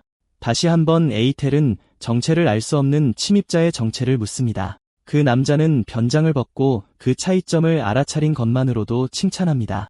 하지만 그가 자신의 진짜 정체를 아는 것은 그에게 아무 의미가 없기 때문에 그 남자는 마스크를 쓰고 있습니다. 곧 사후 세계로 보내질 사람에게는 소개가 필요하지 않았습니다. 공격하기 전에 그는 먼저 방을 비추는 샹들리에를 맞추는 단검을 던집니다. 술집 전체가 순식간에 어두워지고 오토는 금세 공황 상태에 빠지기 시작한다. 칠흑 같은 어둠 속에서 암살자와 싸우라는 말을 들은 사람에게는 당연한 반응이었다. 몸은 얼어붙었지만 그의 감각은 죽음이 다가오고 있다는 것을 알기에 충분히 훈련되어 있었다. 에텔은 칼날을 피하기 위해 가까스로 그를 끌어낸다. 그는 구석에 웅크리고 조용히 하라는 명령을 받는다. 그의 접근 방식과 변장에 대한 전문성을 고려할 때 게임 제작자는 그가 누구인지 짐작하고 암살자는 놀란다. 체격과 힘을 바탕으로 그는 랭킹 2위 라시드임이 분명하다. 그 젊은이의 얼굴에 능글맞은 미소가 퍼진다. 그러는 동안 그의 적은 순식간에 제자리에서 사라져 칼날을 들고 그의 뒤에 나타나 어디서 들었냐고 묻는다. 그가 솔직하게 말하면 암살자는 그를 고통 없이 죽일 수도 있지만 엄청난 고통을 줄 수도 있다. 하지만 에이텔이 맨손으로 칼날을 부러뜨리고 무기 손잡이만으로 무엇을 할 수 있는지 궁금해하며 그의 위협은 무색해진다. 라시드는 본능적으로 뒷걸음질 쳤다. 그는 부러진 칼을 바라보며 어떻게 그렇게 쉽게 일어났는지 어리둥절해했다. 예상치 못한 상황 변화에 정신이 팔린 사이 그의 표적이 무기의 칼날을 그의 몸 아래로 휘둘렀다. 그것은 그의 나무 가면을 강타하여 변장한 살인자의 얼굴에서 곧바로 잘라낸다. 그는 얼굴에 상처를 입고 고통스러워하며 비틀거린다. 정체가 드러난 노인은 어둠 속에서 그의 움직임을 어떻게 읽고 있는지 알고 싶어한다. 에이텔은 암살자가 부인할 수 없는 해시시 냄새를 지적한다. 희미하지만 그 향기는 그의 숨겨진 무기를 덮고 있어 그의 위치를 알려준다. 말하자면 단순히 냄새만으로 움직임을 읽는 것은 부자연스럽다. 자신의 칼날독에 영향을 받은 라시드는 무릎을 꿇고 패배를 인정했다. 말을 꺼리며 그는 남은 칼날을 자신의 목에 박으려고 움직인다. 에이텔은 카숲이라는 사람이 그가 집에 오기를 기다리고 있다고 상기시키며 다급하게 외쳤다. 노인은 잠시 멈칫하며 그의 표적이 어떻게 그의 아이의 이름을 알 수 있는지 묻는다. 능글맞은 미소를 지으며 창조주는 대답을 거부한다. 그의 사랑하는 아들은 숙련된 암살자로 나중에 찰스의 강력한 동맹군이 된다. 원래 이야기를 보호하기 위해 그는 카숲에게 손을 댈 의향이 없지만 그의 이름을 언급하는 것은 절박한 부모에게 사용할 수 있는 큰 지렛대를 제공한다. 아델은 그 소년을 내버려두는 조건이 단 하나뿐이라고 말한다. 자신의 아이를 구하기 위해 라시드는 그의 표적에 순종적인 개가 되어야 한다. 노인은 충격을 받는다. 여전히 무릎을 꿇고 그는 조용히 심부름을 하고 새로운 주인의 명령에 따르라는 명령을 받는다. 그는 승낙하고 이제 고개도 숙이고 부족 전사와 절대 계약을 맺는다. 나중에 연락할 것이라는 말을 듣고 최고의 암살자는 그의 명령을 너무 심각하게 받아들여 확신에 차서 짓는다. 당황하고 그를 부끄러워하며 아델은 개가 되는 것에 대해 그렇게 문자 그대로 할 필요는 없다고 말한다. 반면에 오토는 여전히 두려움에 질려 비명을 지르고 있었고 어둠 속에서 아무것도 볼 수 없었다. 이 모든 것이 펼쳐지는 동안 베이트리는 비슷하게 이상한 상황 변화에 혼란스러워하며 지켜보았다. 그 장면은 그녀로 하여금 그것이 일종의 신과 관련된 일종의 의식인지 궁금하게 만든다. 어쨌든 그녀는 자신의 손바닥 안에 또 다른 동맹을 얻으면서 미래를 기대할 뿐이다. 이로써 따뜻한 봄은 지나고 꽃이 피었다. 강도는 낮지만 키리갱단은 아딜의 정규 훈련에 합류해야 했다. 여름 햇살이 대륙을 내리쬐는 날 전사들은 날뛰고 불꽃은 뜨겁게 타올랐다. 전쟁이 시작되었고 골드라이온 용병대는 찰스가 선두에 서서 돌격했다.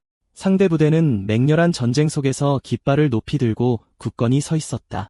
그들은 서로에게 조금의 자비심도 없이 적을 죽이기로 결심하고 돌격했다. 어느 쪽도 물러서지 않았고 각자 자신의 대의명분과 목표를 위해 싸웠다. 그러나 아키타니아 지도자는 기사들을 지휘하다가 정신을 잃었다. 사람들은 사령관이 그렇게 빨리 쓰러질 줄 예상하지 못하고 속수무책으로 외쳤다. 그러나 그들은 머리 위로 도끼가 날아다니며 제자리로 돌아가면서 모든 길을 강타할 때 다른 사람들을 걱정할 수 없다. 그 무기는 전투에 돌입한 주인에게 돌아간다. 그들은 도대체 전방에서 엄청난 힘으로 무엇이 오고 있는지 궁금해한다. 곧 단 한 사람이 두려움 없이 그들을 향해 돌격하고 있다는 것이 분명해진다. 이런 것 같았지만 아텔은 사실 제어할 수 없는 말이 앞으로 달려가자 당황하고 있었다. 최소한 말도 안 되는 상황이었지만 단 한 명도 웃을 수 없었다. 군인들은 그의 길에 있는 단순한 실수로 죽어가고 있었다. 머리는 몸의 나머지 부분에서 잘려나가 좌우로 날아다녔다. 계획과는 다른 접근 방식이지만 지금은 어쩔 수 없다. 처음에는 눈에 띄고 싶어하지 않았음에도 불구하고 버서커는 적들을 산산조각낸다. 한편 적군 쪽에 악마가 존재하자 아쿠아타니아군은 두려움에 질려 후퇴한다. 그들은 돌아서서 꼬리를 흔들며 달아났지만 아돌이 그들을 탈출하도록 내버려 둘 리가 없었다. 그는 자신의 말 옆구리에서 무기를 움켜쥐고 겨냥한다. 그는 가능한 한 많은 힘을 내기 위해 팔을 뒤로 당겨 스킬인 창 던지기를 활성화하고 울려 퍼지는 함성과 함께 발사체를 발사한다. 무기들이 쏟아져 나가 순식간에 여러 적들을 제거했다. 일부 기사들은 단 한 개의 칼날에 의해 제거되고 다른 기사들은 운이 나빠 여러 개에 맞는다. 다시 말해서 아텔은 얼굴에 환한 미소를 지으며 전장을 완전히 장악하고 있었다. 마치 그가 혼자서 사격 연습을 하는 것처럼 심지어 그의 작은 부하들을 뒤에 남겨두고 키리그룹은 조금 늦게 따라잡고 보스가 이미 군대와 싸우고 있다는 사실에 놀란다. 바로 그때 적들은 악마의 칼날인 오토를 알아보고 처형자 에텔이 그들의 군단을 일으키는 사람임에 틀림없다는 것을 깨닫는다. 키리 용병대는 그의 지휘와 훈련하에 빠르게 진격했다. 이제 각 구성원은 자신의 역할에 따라 독립적으로 움직이며 고유한 역할을 수행했다. 이 모든 것은 한 사람과의 임박하고 운명적인 전투를 위해 준비되었다. 대성당에서는 시종의 지명식이 열리고 있었고 찰스는 공식적으로 최고의 관리 중 한 명으로 기사자기를 받았다. 그는 진실을 지키고 하나님의 인도 아래 기도하고 일하는 사람들의 보호자 역할을 해야 했다. 예상대로 주변의 여성들은 그의 멋진 얼굴에 정신을 못 차리고 그가 16세에 불과함에도 불구하고 그의 멋진 푸른 눈을 거부할 수 없었다. 몇몇 노인들은 멀리서 지켜보며 불쌍하게도 질투심에 새로운 기사를 모욕할 정도였다. 고귀한 사람으로서 남작은 아마도 그들의 방패 역할을 하기 위해 칭호를 받았을 것이라고 말한다. 바로 그때 거대한 손이 노인의 어깨를 부드럽게 두드려 주의를 끌었다. 그의 뒤에는 거대한 남자가 사람들의 등 뒤에서 험담하는 것에 대해 그를 불러낸다. 설상가상으로 그는 모든 사람 중에서 찰스를 모욕하고 있었다. 믿을 수 없다는 듯이 입이 거친 귀족은 남작에게 그렇게 말하는 것은 무례하다고 말한다. 다른 사람이 다가와 그의 회사 구성원의 무례한 행동에 대해 사과했다. 그는 자신을 골드라이온 용병단의 부대장 피핀이라고 소개합니다. 남작은 하찮은 사람의 소개에는 관심이 없고 어떻게 그의 이름을 아는지 묻습니다. 그 젊은이는 미소를 지으며 그들이 모든 참석자의 이름을 아는 것은 당연하다고 말합니다. 그는 너무나 태연하게 말하지만 이는 그들이 500명 이상의 인물을 암기했다는 것을 의미합니다.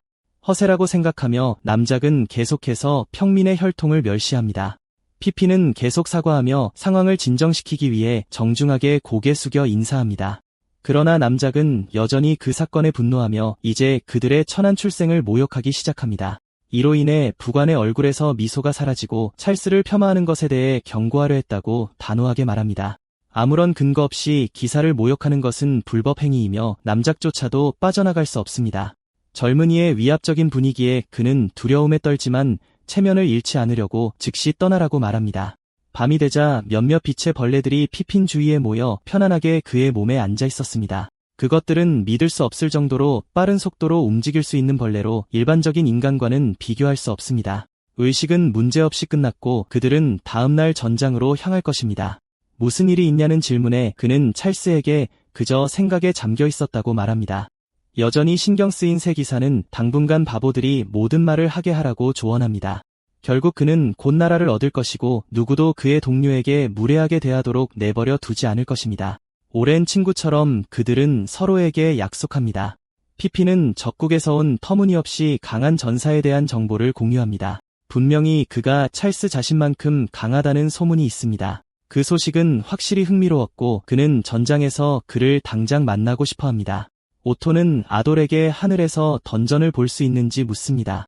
이로 인해 젊은이는 완전히 혼란스러워하고 산적은 그가 적군의 진영과 병력 규모를 완벽하게 파악했다고 지적합니다. 그가 한 일이 아니라면 하늘이 예상치 못하게 충실하게 어떤 이유로든 그들의 편일 것입니다. 오토는 그들에게 겉모습과는 달리 자신이 전직 기사였다는 것을 상기시켜줍니다. 말할 것도 없이 하늘은 그들의 편이 아니었습니다. 에텔은 실제로 전장의 흐름을 파악할 수 있지만 원래 이야기를 방해하지 않는 방식으로 행동합니다. 그것이 찰스가 요정 왕국을 찾는 유일한 방법입니다. 바로 그때 그들의 주변이 갑자기 기사처럼 어두워졌습니다. 그들은 그것이 불운의 불길한 징조라고 생각할 정도로 이상합니다. 말하자면 그것은 그저 일식이었고 창작자가 원래 작품에 쓰지 않은 것이었습니다. 뒤에서 존재감을 느끼고 뒤돌아보니 라시드가 골드라이온이 두 그룹으로 나뉘어 5일 후에 공격할 것이라고 보고합니다. 다시 말해 찰스가 드디어 움직이고 있었습니다. 그는 변절한 암살자를 정찰병으로 칭찬합니다. 가스코니아 군대는 블리타와 함께 전쟁에 참여하기로 되어 있었지만 그가 삼촌을 물리쳤기 때문에 군사력이 부족했습니다. 그들은 들판에 무력한 밀처럼 베어지고 있었고 상황이 계속된다면 찰스가 요정 왕국을 찾기 전에 아키텐이 승리할 것입니다. 이것을 막기 위해 아델은 오토를 부릅니다. 그는 자신이 만든 세계의 역사가 더 왜곡되는 것을 허용할 수 없습니다. 특유의 미친 듯한 표정으로 그들은 골드라이온 그룹을 공격할 것이라고 말합니다. 그 소식에 산적 두목은 충격과 불신의 소리를 지릅니다. 그것은 무모함과 위험에 가까운 믿을 수 없는 결정이었습니다. 그들의 목표는 100명이 넘는 회원을 보유하고 있다고 소문이 났습니다. 게다가 그들의 리더는 아델 자신만큼 강하다고 알려진 위험한 사람입니다. 젊은이의 무관심을 감안할 때 오토는 그들의 마상 시합의 맹세를 저주할 뿐입니다. 좌절감이 온몸에 가득 차지만 갈 수밖에 없습니다. 말하자면 배치를 위한 준비에는 최소 10일이 걸리고 해야 할 일이 훨씬 더 많습니다. 추가 훈련에 대해 마지못해 언급했음에도 불구하고 그들의 보스는 즉시 떠나기를 주장합니다. 다시 말하지만 그것은 터무니없고 완전히 생명을 위협하는 것이었습니다. 환한 미소를 지으며 에델은 그와 오토 그리고 3명의 전직 기사가 즉시 배치될 것이라고 말합니다. 5일 후 남부 전선에서는 수많은 시체가 학살의 길을 따라 흩어져 있었습니다. 병사들은 무슨 일이 일어나고 있는지에 대한 정보를 전혀 받지 못해 두려움에 떨며 굳어 있었습니다. 그들 앞에서 블랙 울프 부족이 가스코니아 군대를 강화하고 있었습니다. 예상치 못한 적의 추가로 인해 병사들은 가만히 서서 전사 부족에게 완벽한 표적처럼 행동했습니다. 야만인들은 휘두르고 베고 찔러 셀 수 없이 많은 잘 훈련된 전투기의 목숨을 순식간에 앗아갔습니다. 나중에 골드라이온 캠프의 본부 텐트에서 찰스는 동료들에게 블랙 울프 부족의 개입에 대해 알립니다. 그들이 제공해야 할 군사력을 감안할 때 그것은 그들에게 끔찍한 소식이었습니다. 이로써 그들은 맹렬한 기세로 빠르게 영향력을 확대하고 있습니다. 그러나 이것은 군사적 구분을 달성할 수 있는 기회이기도 했습니다. 그러한 생각에 사로잡혀 그는 자신이 직접 이끄는 부대의 목적지를 변경합니다. 그의 지휘관과 그들의 부하들은 경례하며 명령을 확인합니다. 곧 첫 번째 부대가 출발 준비를 마쳤으므로 그는 피핀에게 두 번째 부대를 맡깁니다. 즉시 출발할 준비가 된 찰스는 마지막으로 부관에게 돌아서서 살아있으라고 말합니다. 불필요한 상기의 부관은 눈을 가늘게 뜹니다. 결국 그의 수준에 있는 사람을 걱정하는 것은 불필요했습니다. 마찬가지로 루아크도 지원을 제공하기 위해 그곳에 있었습니다. 전쟁의 신은 그와 그의 동료들을 완전히 믿고 구분을 달성하고 그들의 나라에서 일어서기를 준비했습니다. 용병단 전체가 긍정적으로 미소를 지었습니다. 이로써 그들은 각자의 책임을 처리하기 위해 헤어집니다. 피핀도 지휘관의 머리 더미를 가지고 돌아갈 생각으로 떠날 준비가 되어 있었습니다. 그들은 숲에서 소란을 듣고 다른 멤버들과 함께 돌아섭니다. 놀랍게도 ADL이 갑자기 어둠 속에서 튀어나와 미친 사람처럼 도끼를 휘두르며 캠프로 돌진했습니다. 그는 자신의 목표를 찾아서 기쁩니다. 그의 무기는 빠르게 움직여 예상치 못한 상황을 아직 파악하고 있는 피핀을 향해 곧장 휘둘러졌습니다. 매복으로 부관이 부상을 입습니다. 5일 전 일식이 불운한 징조처럼 왔습니다. 오토는 짐을 꾸리라는 명령에 따랐지만 단 5명으로 골드라이온을 공격하는 것에 대해 불평했습니다. 전세를 역전시키려면 라이벌 그룹의 군사력을 약화시키는 것만이 유일한 접근 방식입니다. 그 기회는 찰스가 베이스 캠프에서 부재 중일 때만 올 것입니다. 피피는 캠프에서 너무 무작위로 공격을 받을 것이라고 예상하지 못하고 고통의 비명을 지릅니다. 만족스러운 미소를 지으며 아돌은 그에게 조용히 하고 얌전히 행동하라고 말합니다. 다른 멤버들은 빠르게 반응하여 즉시 그를 포위하고 보복할 준비를 합니다. 한편 오토와 다른 사람들은 여전히 덤불 속에 숨어 있었다. 도와주고 싶어하는 사람도 있지만 계획대로 되려면 그들이 머물러야 한다고 말한다. 공식적인 것은 아니지만 그들의 주인이 적군을 전부 쓰러뜨리는 동안 가만히 지켜보는 것이다. 아이텔은 한숨을 쉬었다. 원래는 피핀만 공격하고 떠나려 했지만 사람들이 협조를 잘 안 하는 것 같아서 힘을 써야 한다. 용병단이 돌진해왔지만 그는 손에 든 무기로 쉽게 맞선다. 광전사의 분노가 깃든 도끼를 던져 부드러운 버터처럼 온몸을 베어버린다. 그 모습을 보고도 배우지 못하고 다른 사람들은 무장하지 않은 남자를 상대로 기회가 있을 거라고 생각하며 뛰어들었다. 하지만 그들은 수를 믿고 덤볐지만 빗나가고 그들의 목표가 그들이 있던 곳 바로 이에 떠있는 것을 발견한다. 팔에 힘을 모아 땅에 박아 땅 자체를 파헤치고 숲 전체에 진동을 일으킨다. 오토는 그의 힘에 떨면서도 모든 것이 그의 계획대로 되었다고 말한다. 캠프는 한 사람에 의해 초토화되고 불타고 찢겨졌다. 약한 병사들은 모두 죽었고 피핀과 루악은 간신히 같은 운명을 피할 수 있었다. 대장의 유일한 임무는 부관을 보호하는 것, 그것은 사를과의 약속이다. 부관은 놀라면서도 겁에 질렸지만 이 임무는 그가 기꺼이 죽을 수 있는 일이었다. 그들은 그와 따뜻하고 행복한 시간을 함께 보낸 가족이며 그 모든 것은 그에게 대체 불가능하다. 그에게 가족은 무슨 일이 있어도 지켜야 할 존재다. 그런 생각을 하며 루악은 몸에 힘을 불어넣고 강철 방패를 2개로 찢는다. 결국 그는 가족과 적 사이에 서 있는 방패다. 아이텔은 그 쇼맨십에 감명을 받았고 그가 학살자라는 매력 없고 경솔한 칭호를 얻기 시작했다고 확인한다. 루악은 검을 꽉 쥐고 자신이 돌격대장이라고 소개하며 그를 쓰러뜨리겠다는 의지를 밝힌다. 아텔은 자신감 넘치는 미소로 답하며 숲 전체에 울려 퍼지는 함성과 함께 돌진하라고 재촉한다. 대장의 창이 헛스윙을 하자 적의 속도를 깨닫기 시작한다. 광전사 전사는 이미 공중에 있었고 도끼를 들어 올려 강력한 일격을 가하려 하고 있었다. 단 한 번의 휘두름으로 적의 몸 전체를 베어내어 정중앙으로 갈라버린다. 피피는 끔찍한 광경에 비명을 질렀고 동료가 가슴에 큰 상처를 입고 쓰러지는 모습을 억지로 봐야 했기 때문에 걱정했다. 아돌은 솜씨에 완전히 만족했고 이제 막 자신의 기지로 돌아갈 준비를 하고 있었다. 그를 지켜보던 부관은 두려움에 떨며 그가 정말 학살자라는 것을 깨달았다. 그는 강했고 사를과 동등했다. 그는 재빨리 스스로를 바로잡고 마지못해 그가 그들의 지도자보다 강하다는 것을 인정한다. 다시 말해 그의 앞에 있는 남자는 그들의 그룹의 장애물이 될 것이다. 아이텔은 뭔가 잘못된 것을 느낀다.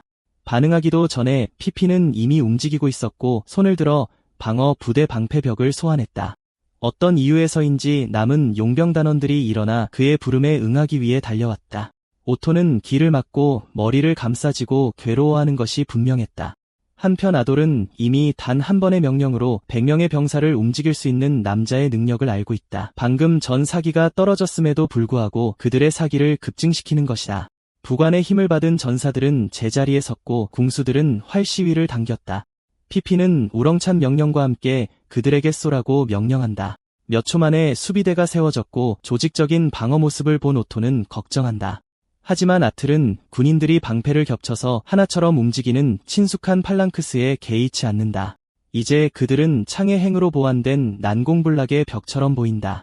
단순한 전술로 그들은 한 번의 방어와 공격을 모두 할 수 있으며 정보가 없는 적에게 가장 강력한 전술 역할을 한다. 마치 아이텔이 조금 전에 그들을 쓰러뜨리지 않은 것처럼 병사들이 용감하게 아이텔을 마주했다. 오토가 당황하기 시작하자 그들에게도 방패를 들라는 명령이 내려진다. 창조자는 자신의 지원 기술인 전술 감지를 활성화한다. 그는 하늘에서 쏟아질 화살의 비에 대해 경고한다. 그가 말한 대로 궁수들은 방패를 통해 엿보고 공격을 시작하여 화살을 하늘 높이 쏘아 올렸다. 그것은 그들을 향해 곧장 가지 않고 오히려 더 큰 추진력으로 폭우처럼 쏟아진다.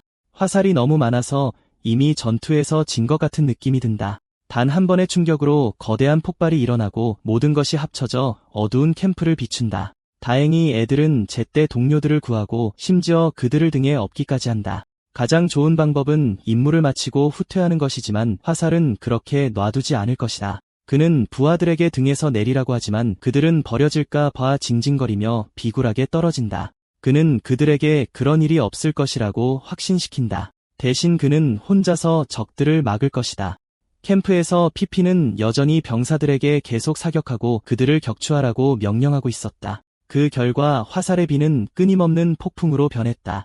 아이텔은 겁에 질린 부하들과는 대조적으로 조금의 두려움도 없이 하늘을 가로질러 뛰어올라 그들을 만났다. 광전사의 분노로 가득 찬 그는 도끼를 들고 모든 투사체를 쳐낼 것 같다. 놀랍게도 야만인은 침착해지고 자세를 낮추어 몸을 움츠려 다치지 않고 통과할 수 있다. 화살의 파도는 계속해서 몰려오고 이번에는 그는 움직임만으로 완벽하게 피하고 자신을 방어하기 위해 단 하나의 도구도 사용하지 않는다. 그는 충분히 가까워졌고 틈을 이용하여 적 팔랑크스를 향해 돌진한다. 피피는 그가 100개의 화살을 피하고 여전히 다가오는 것에 충격을 받는다. 이 시점에서 그들은 도대체 그들의 적이 무엇인지 궁금해하기 시작한다. 설상가상으로 그의 광적인 모습은 점점 더 비인간적으로 변하고 있었고 그의 낄낄거리는 웃음소리는 그를 전장에서 싸움에 미친 야만인처럼 보이게 만들었다. 발을 땅에 딛고 축을 삼아 도끼를 하늘로 던진다. 그것은 곧장 두꺼운 강철벽을 향했다. 회전하는 칼날은 날아가 수비수들의 방패와 궁수들의 활을 베어버렸다. 거기에 있는 모든 사람들이 입을 크게 벌린 채 충격을 받았다. 제 역할을 다하자 도끼는 부메랑처럼 다시 돌아와 에드의 부름에 응답하고 그의 손바닥으로 돌아갔다. 피피는 믿을 수 없었다. 그들이 수년간의 훈련과 전략 수립을 통해 다듬은 대형이 단 하나의 도끼 투척으로 완전히 무너졌다. 무방비 상태가 된 그들은 이제 그들 앞에 서 있는 짐승의 먹잇감이었다. 부관은 돌아오면 인사하겠다고 맹세한 사르를 기억한다. 이 약속을 지키는 것이 불가능해 보이자 그는 사과하고 무릎을 꿇는다. 아텔은 여전히 광전사의 에너지로 불타는 칼날을 들었고 피피는 죽음을 기다리며 눈을 감을 수밖에 없었다. 바로 그때 부족 전사는 침착해졌고 그들의 전투가 재미있다고 말하며 다른 말이나 사상자 없이 돌아서서 떠났다. 부관은 저주하며 끝없이 비명을 지르며 굴욕적인 패배를 당했다. 한편 아델과 그의 부하들은 오토와 다른 사람들이 죽을 줄 알았다고 말하는 것을 함께 들으며 기지로 돌아갔다. 전직 기사는 그들의 보스에게 앞으로는 절대 곁을 떠나지 말라고 말하지만 실망한 전사는 모두를 처음부터 훈련시키겠다고 말한다. 바로 그때 까마귀가 나타나 위에서 울며 다가온다. 그는 새를 받아 메시지를 확인한다. 어째서인지 아델의 얼굴에 공포가 번졌다. 그는 아무런 경고나 설명 없이 말을 돌려 반대 방향으로 질주했다. 밤은 더욱 깊어졌다. 익숙한 부족에서 찰스는 한눈에 알아볼 수 있는 전사와 마주했다. 라시드에 따르면 찰스와 그의 부대는 검은 늑대 부족을 향해 곧장 향하고 있었다. 어떻게 된 일인지 모르지만 그는 문주를 죽이려 하고 아달은 원래 이야기에 그런 장면이 없었는데도 그의 부족이 전장에 있는지조차 모른다. 그는 더 행복한 삶을 살았어야 할 아버지를 떠올린다. 그는 모든 것을 저주하며 무슨 수를 써서라도 가족을 구하기로 결심하고 말을 박차고 나아간다. 지금 그에게 필요한 건 족장이 그를 기다려주는 것뿐이다. 젊은이는 제 시간에 도착하기를 바라며 가능한 한 빨리 달린다. 한편 검은 늑대 부족의 야영지에서는 금속이 찢어지는 소리와 함께 날카로운 비명이 들려온다. 찰스는 굳건히 서서 떨고 있는 주민에게 답을 요구했다. 그는 큰 도끼를 휘두르는 야만족 전사에 대해 아는지 묻는다. 그 남자는 그런 사람을 모른다고 주장한다. 기사는 분노에 젖은 칼날을 쥐고 안타깝다고 말한다. 그들이 자비를 구걸했지만 그는 터무니없는 말을 들을 시간이 없었다. 야만인들은 아키텐의 적이다. 다른 부대 병사들은 그 말에 환호했다. 결국 그들은 매복 공격을 받았고 많은 동료들이 도끼를 휘두르는 전사에게 학살당했다. 그들은 복수에 굶주려 있으며 어떤 적도 살려두려 하지 않는다. 그가 다시 공격하려 하기 전에 우렁찬 목소리가 그만하라고 말한다. 찰스는 근원지를 확인하기 위해 돌아섰고 그가 찾던 사람을 찾았다고 착각한다. 문주는 늘 그랬듯이 큰 도끼를 들고 족장으로서 부족을 보호할 준비를 하며 다가왔다. 그는 한때 넘을 수 없는 전쟁의 신이라 불렸던 전설적인 전사다. 그러나 기사는 힘기반 공격은 항상 준비 동작이 있다는 것을 잘 알고 있었기 때문에 이에 대한 준비가 되어 있었다. 만약 그가 그 약점을 이용한다면 승리는 그의 손안에 있을 것이다. 그는 그것에 대한 준비가 되어 있었다. 적어도 그는 그렇게 생각했다. 찰스는 충격을 받아 갑자기 적이 팔 길이만큼 가까이 있는 것을 발견한다. 치명적인 공격이 이미 다가오고 있었기 때문에 그는 본능적으로 칼의 옆면으로 방어했다. 문주는 칼날의 옆면으로 막는 것을 꾸짖으며 이는 그가 아직 미숙하다는 것을 나타낸다. 예상치 못한 속도로 전쟁의 신은 이미 주먹을 뒤로 당기고 눈 깜짝할 사이에 가장 강한 기사의 몸에 그것을 꽂아 넣었다. 그의 갑옷은 족장의 힘에 부드러운 금속처럼 접힌다. 그는 충격으로 날아가고 그의 적은 그가 다시 일어서기 전에 이미 싸울 준비가 되어 있었다. 문주는 이번에는 그의 공격을 2번이나 견뎌낸 것에 감탄하며 그를 칭찬한다. 그러나 한 가지 문제가 있었다. 족장은 다시 돌진했지만 찰스는 이번에는 훨씬 침착하게 대처했다. 상대는 그들의 경험에서 격차를 보여주어야 했다. 칼날이 느리게 움직이는 것처럼 보이지만 기사의 칼은 먼저 문주에게 닿고 그는 갑자기 가슴에 큰 상처를 입은 것을 발견한다. 어쩐지 그는 갑자기 무릎을 꿇고 있었고 새로운 상처들이 여전히 몸 주위에 나타나고 있었다. 반면에 찰스는 그 느낌에 기뻐하며 다시 일어났다고 말했다. 그의 칼날은 힘으로 잉잉거렸다. 그것을 들어 올리자 기사는 계속 레벨업하며 싸울 때마다 더 강해졌다. 문주는 일어섰지만 이번에는 바로 돌진하지 않고 훨씬 더 조심스러워졌다. 적의 갑작스러운 힘과 속도가 강해진 것은 그에게 흥미롭고 불행한 일이다. 스릴 넘치는 싸움을 기대하며 그는 다시 움직인다. 찰스는 다시 그의 속도에 놀라지만 이번에는 맞지 않았다. 그러나 상대의 칼날이 그의 회피에도 불구하고 그를 따라오면서 족장이 전쟁에서 어떻게 악명 높은 칭호를 얻었는지 분명해진다. 지금으로서는 그가 할 수 있는 것은 계속 피하는 것뿐이다. 문주가 새로운 장난감을 발견한 사람처럼 계속해서 그의 기술에 감탄하는 동안 야만인은 무엇이 효과가 있을지 궁금해하며 많은 것을 시도한다. 한 번의 배기로 찰스를 3번 치고 그를 분화구를 형성할 만큼 깊이 땅에 박아 넣는다. 그의 상대는 그가 다시 일어설 때까지 기다렸다. 기사 외에 그와 맞설 수 있는 유일한 사람은 아텔이었다. 그 이후로 오랜 시간이 흘렀고 늙은 전사는 숨이 가빴다. 그러나 전투는 아직 끝나지 않았고 상대는 여전히 다른 것들을 준비하고 있었다. 문주는 기사가 전혀 피해를 입지 않은 것처럼 보이자 믿을 수 없었다. 그는 어떻게 그런지 몰랐지만 그의 모든 공격은 겉보기에 막혔다. 이제 찰스가 공격할 차례다. 계속된 레벨업으로 힘을 얻은 그의 속도는 이제 전쟁의 신과 비슷하거나 능가하며 그의 힘도 그렇다. 이미 타의 추종을 불허하는 그의 검술과 결합된 다음 공격은 문주의 가슴을 직접 강타하여 두꺼운 살을 뚫고 지나간다. 족장은 쓰러졌지만 찰스는 아직 원하는 것을 얻지 못했다. 그는 그의 부대를 학살한 남자의 위치를 말하라고 요구한다. 당황스럽게도 노인은 부상에도 불구하고 웃었다. 기사의 혼란을 잠재우며 그는 뒤를 돌아보라고 말한다. 그곳에는 엄청난 압력이 앞으로 걸어오고 있었고 그는 제 시간에 도착했다고 말했다. 아텔은 광전사의 분노로 보고 찰스에게 아버지에게서 떨어지라고 말한다. 비슷하게 냉혹한 기사는 먼저 그의 정체를 확인하려 한다. 그러나 젊은이는 위험에 처한 아버지와 대화할 시간이 없었다. 흔들림 없고 두려움 없이 그의 라이벌이 그의 공격에 맞선다. 두 칼날이 충돌하고 금속이 갈리는 소리가 찢어진다. 그들의 엄청난 충돌은 땅을 평평하게 만들고 그들의 힘이 밤하늘 아래에서 울부짖는 것과 같다.